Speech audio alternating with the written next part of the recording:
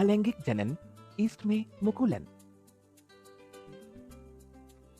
प्रजनन नामक प्रक्रिया के माध्यम से सभी जीवित जीव अपने जैसे जीव का उत्पादन करती है। प्रजनन लैंगिक तथा अलैंगिक रूप से होता है जब दो माता पिता शामिल होते हैं और युग्मक का निर्माण होता है। इस विधि को लैंगिक प्रजनन कहते हैं।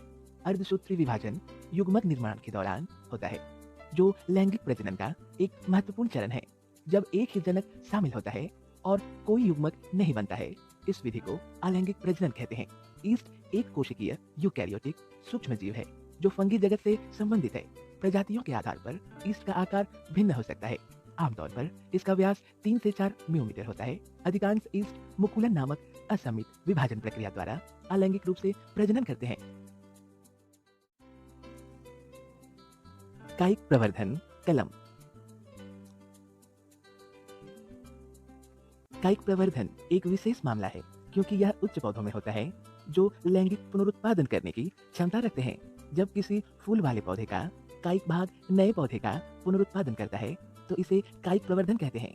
जैसे गुलाब, गन्ना, कोलियस, बोगनवेलिया इत्यादि। इस पद्धति का उपयोग नए पौधे के उत्पादन के लिए किया जाता है।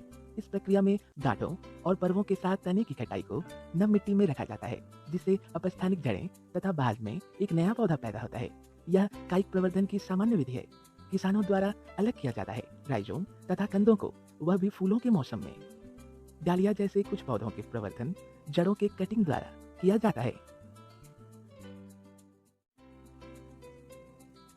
कायिक प्रवर्धन पर्तन।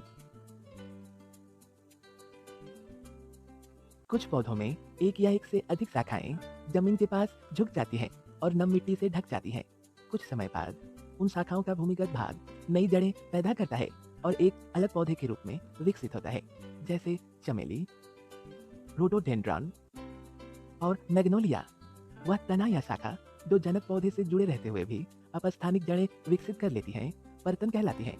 माउंड लेयरिंग में तने की छटाई की जाती है और पौधे के आधार को मिट्टी से ढक दिया जाता है। आधार से नए अंकुर विकसित होते हैं जो मूल पौधे से अलग हो जाते हैं और एक नए पौधे का जन्म होता है। एयर लेयरिंग एक अन्य प्रकार की लेयरिंग है जिसमें पौधों की शाखाओं को जमीन पर नहीं झुकाया जा सकता। इस विधि में शाखा के एक टुकड़े को खुरच लिया जाता है और नमी को संरक्षित करने के लिए प्लास्टिक से ढक दिया जाता है। इसके बाद इस शाखा को मूल पौधे से अलग कर दिया जाता है, जो वृक्षारोपण के बाद एक नए पौधे के रूप में विकसित होता है। कायिक प्रवर्धन रोपण। बागवानी पद्धतियों में इस प्रक्रिया का आमतौर पर उपयोग किया जाता है। इस विधि में एक पौधे की कटिंग दूसरे जड़ वाले पौधे स्टॉक के तने से जुड़ी होती है। कुछ समय बाद जुड़ी हुई कटिंग जड़ वाले पौधे का एक अभिन्न हिस्सा बन जाती है। सांकुर तथा स्टॉक को इस तरह से रखा जाता है कि उनके बीच में कोई जगह न रहे। अंत में वे इस तरह से जुड़ जाते हैं कि उनके संवहनी तंत्र एक साथ हो जाते हैं। उनके संवहनी बंडलों की व्यवस्था के कारण रोपण प्रयोग केवल द्विबीजपत्रियों में सफल होते हैं, मोनोकॉट्स में नहीं। यह विधि आमतौर पर आम जैसे फलों की विविधता को बेहतर बनाने के लिए लागू की जाती है। जहां रोपण की जा रही है उस जगह को ढकने के लिए वैक्स का इस्तेमाल किया जाता है। कायिक प्रवर्धन के लाभ। कायिक प्रवर्धन एक विशेष मामला है क्योंकि यह उच्च पौधों में होता है जो लैंगिक रूप से प्रजनन करने की क्षमता रखते हैं। जब किसी फूल वाले पौधे का कायिक भाग नए पौधे का पुनरुत्पादन करता है तो इसे कायिक प्रवर्धन कहते हैं। कायिक प्रवर्धन के लाभ। पहला, ऐसे पौधे जो बीज उत्पन्न नहीं करते हैं उनका प्रवर्धन विधि किया जाता है। जैसे गन्ना, केला, आलू, गुलाब, नारंगी, बीजहीन अंगूर, चमेली और क्रिसैंथेमम। दूसरा, कायिक प्रवर्धन पौधों में उनके बीजों से पौधे उगाने की तुलना में सस्ता, आसान तथा अधिक तेजी से प्रवर्धन का तरीका है। कई लिली बहुत धीरे धीरे बढ़ती है और उनके बीज उगाने पर फूलों को विकसित होने पर 4 से 7 साल लग जाते हैं, लेकिन कायिक रूप से उगाए जाने पर 1 या 2 साल बाद ही फूल पैदा होता है। एक पौधे की विशेषता कायिक प्रजनन द्वारा संरक्षित होती है। इस प्रकार कायिक साधनों से उत्पन्न पौधों को बढ़ने के लिए कम समय की आवश्यकता होती है और जनक पौधे के समान तथा आनुवंशिक रूप से समान होने के फायदे होते हैं।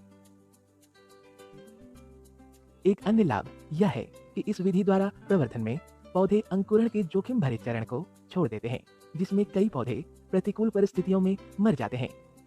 इस विधि से अंगूर, केले तथा संतरे की कई बीज रहित किस्में तैयार की जाती है।